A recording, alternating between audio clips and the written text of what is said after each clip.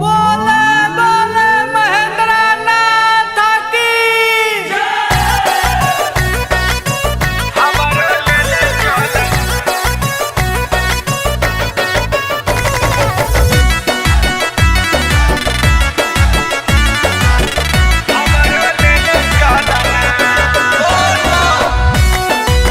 Sweetie films recording studio बासी। जाता रे सबे बाबा धाम सैया हमरो ले ले चलना।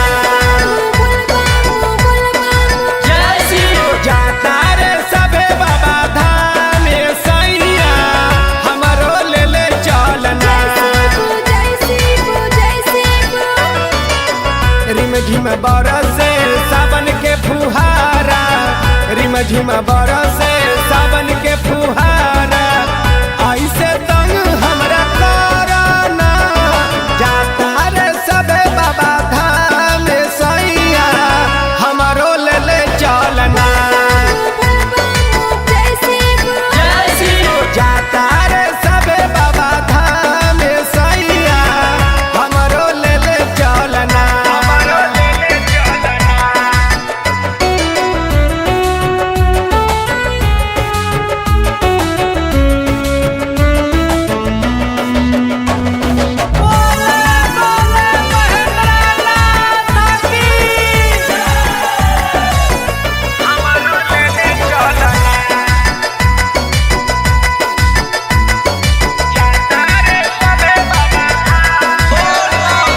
सावन के पहिला सोमवारी ये सैया जलवा हमहू भरे बहो।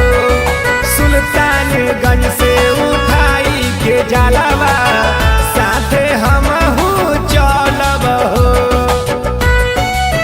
ए सैया जी अरे सावन के पहिला सोमवारी ये सैया जलवा हमहू भरब हो।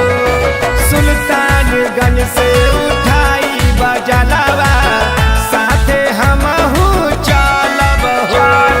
करिहा न माना कहेला जनाना, सुनी रहुआ इतने बात। जाता रे सबे बाबा धाम सैया हमरो ले ले चलना।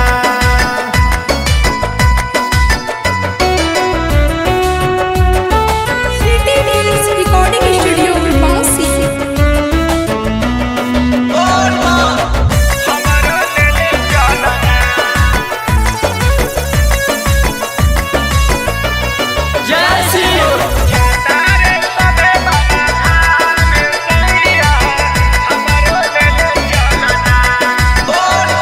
साहेबगंज से सरिया लिया दे सैया ओ दर्जना से कंवरिया हो।